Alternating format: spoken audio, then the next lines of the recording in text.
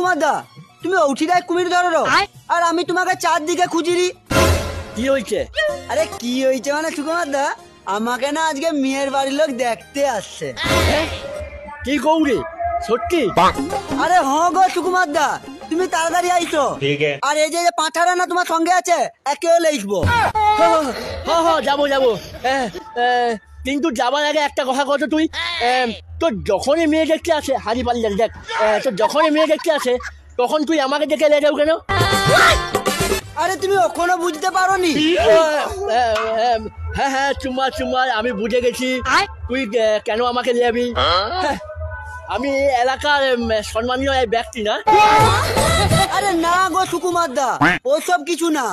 তাহলে কি? আরে সুকুমার দা, তুমি এখনো বুঝতে পারোনি?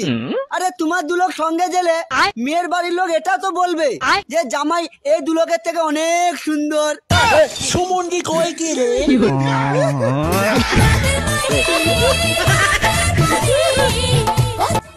ওই